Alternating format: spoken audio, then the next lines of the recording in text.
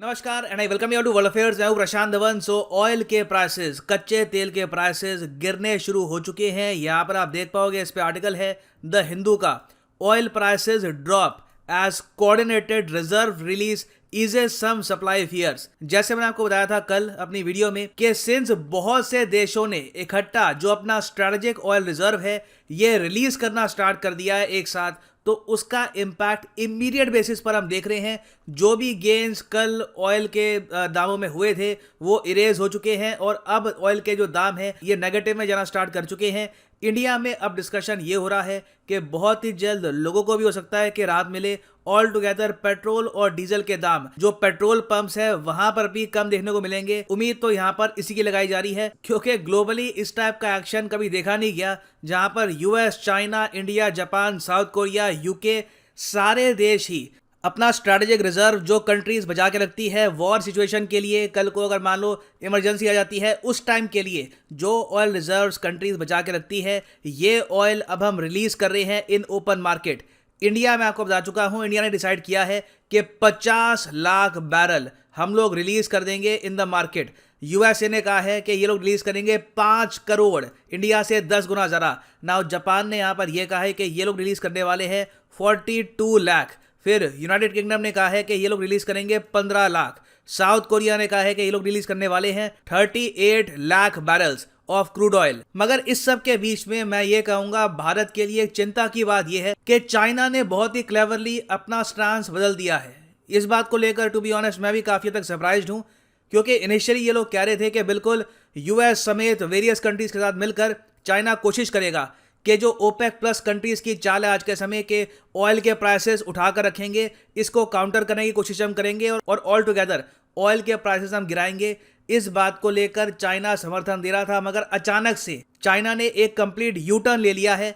अब ये लोग कह रहे हैं कि हम लोग भी अपना जो स्ट्रेटेजिक ऑयल रिजर्व है इसको रिलीज करेंगे, मगर अपने हिसाब से हम थोड़ा सा टाइम लगाएंगे, एनालाइज करेंगे सिचुएशन क्या है, उसके हिसाब से अपनी प्रायोरिटीज को देखकर हम आराम आराम से जो ये क्रूड ऑयल है ये रिलीज करेंगे। अब ये देखो प्रॉब्लम की सिचुएशन इससे आ सकती है। अगर मान लो चाइना पलट जाता है यहाँ पर ऑल टुगेदर, फिर पॉसिबिलिटी है कि बाकी कंट्रीज के जो एक्शन है उनका इतना ज़रा इम्पैक्ट आपको देखने को ना मिले, क्योंकि जब तक यूएस, इंडिया और चाइना तीनों मिलकर अपने स्ट्रैटेजिक रिजर्व्स ओपन नहीं कर देते और दुनिया में जो तेल है ये बिल्कुल बहा नहीं देते, तब तक कच्चे तेलों के दामों में आपको मैसिव डिफरेंस देखने को नहीं मिलेगा।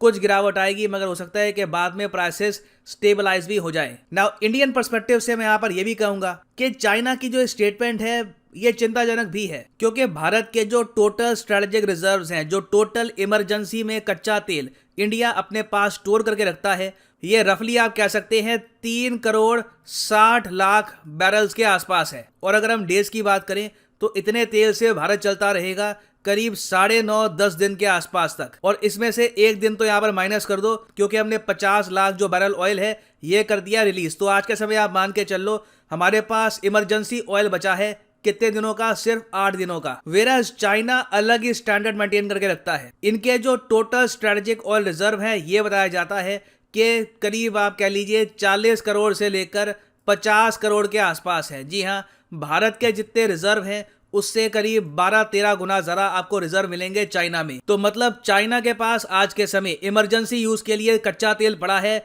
90 दिनों का, भारत के पास है 8 दिनों का। ये चिंता की बात है। हमें यहाँ पर कॉन्स्टेंटली इस बात को लेकर रेडी रहना होगा कि कल को अगर कुछ प्रॉब्लम हो जाती है चाइना के साथ, कोई स्मॉल स्केल वॉर हो जाती है, तो उस केस में हमारे पास क्रूड ऑयल रेडी रहना चाहिए। और हाँ, बिल्कुल यहाँ पे मैं ऐड करूंगा, अगर मान लो हाइपोथेटिकली स्पीकिंग कल को कॉन्फ्रंटेशन हो जाती है इंडिया और चाइना की, तो ऑब्वियसली यूएसए से बाकी जो हमारी फ्रेंडली कंट्रीज हैं वहाँ से कच्चा तेल इंडिया को आ जाएगा। मगर एक तरीके से हम लोग आज के समय उन पर निर्भरता बढ़ा रहे हैं अपना स्ट्रेटेजिक ऑयल रिजर्व बेचकर, एक ऐसे टाइम में जहां पर चाइना अपना स्ट्रेटेजिक ऑयल रिजर्व इतना अभी रिलीज करने को रेडी है नहीं। और हमको ये बात भी भूलनी नहीं चाहिए कि शी जिनपिंग ने पिछले 5-6 महीनों में, मुझे याद नहीं आ रहा कितनी बार कहा होगा अपनी सेना को, अपने लोगों को कि युद्ध के लिए तैयार रहना। मोस्ट प्रोबेबली ये ताइवान की ही बात कर रहे हैं और चाइना को एक्चुअली 90 डेज का जो ये ऑयल रिजर्व है ये रखने की आवश्यकता भी है क्योंकि इन्होंने बहुत सी कंट्रीज़ के साथ प्रॉब्लम्स उठ रखी हैं,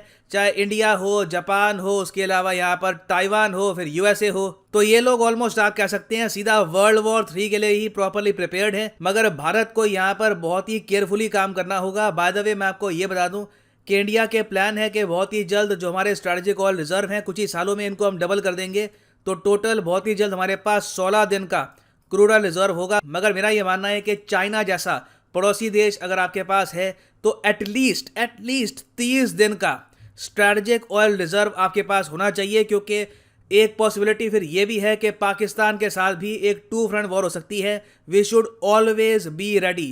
क्या अभी के लिए इंडिया रेडी है ऑयल रिजर्व के मामले में? तो मेरा सिंपल आंसर होगा नो। ये तो खैर आप खुद भी आंसर कर सकते हैं देखकर नंबर्स को। 8 दिन का रिजर्व काफी कम माना जाता है। नाउ अब आप यहाँ पर पूछोगे कि मगर चाइना ने अचानक से ये यू टर्न क्यों ले लिया है, ये लोग यहाँ पर अब ये बात क्यों कर रहे हैं कि हम भी रिलीज करेंगे, मगर आराम आराम से देखते हैं। अभी कोई एक नंबर को लेकर ये कमिट कर नहीं रहे, जैसे कि यूके ने कहा है कि इतना हम रिलीज करेंगे, इंडिया ने कहा है कि इतना हम रिलीज करेंगे, चाइना चुप है।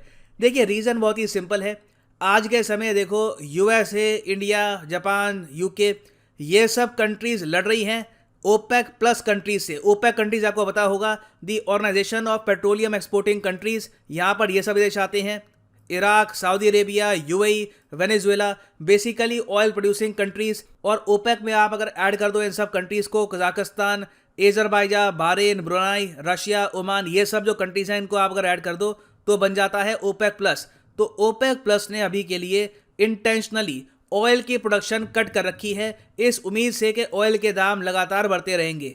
तो देखिए चाइना मोस्ट प्रॉब्ली ये नहीं चाहता कि इनका जो मित्र मुल्क है रशिया, इनके अगेंस्ट ये सीधा खड़ा हो जाए और रशिया के इंटरेस्ट को डायरेक्टली ये हर्ट करे। तो इसलिए as a message to Russia ने यहाँ पर यह कहा होगा कि सीधा हम इंडिया यूएस की तरह कूद नहीं जाएंगे इस ऑयल वॉर में, हम लोग आराम आराम से एक्शन लेंगे, जो मैं कहूँगा काफ़ी हद तक एक वाइज डिसीजन भी है। खैर ये तो हमने बात कर ली है जियोपॉलिटिकल समीकरणों की।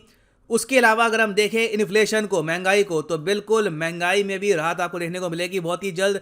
ना सिर्फ इंडिया में, दुनिया भर में। इंडिया में तो एक्चुअली मैं ये कहूँगा महंगाई आई ही नहीं है, हम लोगों ने उस लेवल की महंगाई देखी ही नहीं है जो आज के समय पाकिस्तान देख रहा है, यूएसए देख रहा है, टर्की देख रहा है। टर्की में आप अगर देखो तो उनकी करेंसी क्रैश की वजह से बहुत ही ज़्यादा महंगाई है उस देश में।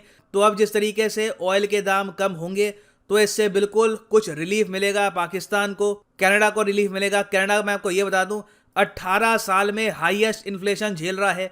यूएस में भी कुछ ना कुछ रिलीफ देखने को मिलेगा। महंगाई इन कंट्रीज़ में बहुत ही ज़रा बढ़ गई थी और जब कच्चे तेल के दाम गिरते हैं तो ऑटोमेटिकली देखा जाता है कि महंगाई भी कुछ हद तक कंट्रोल में आती है। तो देखिए ऑल टुगेदर मैं कहूँगा एक काफ़ी अच्छा साइन देखने को मिल रहा है। इंडिया, यूएस, यूके, जापान, ये सब लोग मिलकर ओपेक को सही जवाब दे रहे हैं, एक अच्छा यहाँ पर रिस्पॉन्स दे रहे हैं। ओपेक की जो मोनोपोली है इसको चैलेंज किया जा रहा है, मगर मैं फिर से बोलूँगा India has to be careful. Strategic oil reserve जब आप बहाते हो तो आप एक टाइप का रिस्क ले रहे हैं। खैर एनीवे मैं यहाँ पर यह भी ऐड कर दूं कि अनअकैडमी की एसएससी बैंक सेल का आज है आखिरी दिन। आज रात 12 बजे एसएससी बैंक के जो कोर्सेज हैं इनके दाम बढ़ने वाले हैं। तो आपके पास अभी मौका है, कमेंट सेक्शन में जाओ, यहाँ पे आपको मिलेंगे 2 link, buy bank course, buy SSC course on discount. जो भी आप परचेज करना चाहें आप कर सकते हैं परचेज। फॉर एग्जांपल आपको परचेज करना है SSC course, simply click on SSC course और प्लस कोर्स यहाँ पे आप परचेज कर पाएंगे। वैसे आप अगर देखोगे दाम उनसे कंपैरिजन में 15% ऑलरेडी डिस्काउंट यहाँ पे लगा हुआ है। इस पर एडिशनल डिस्काउंट आपको मिलेगा by using the code PD10। The prices will just fall even more. तो यूज करिए code PD10 and save your hard earned money. So इसी नोट के साथ ये वीडियो कांत, thank you for listening and as always god bless you all.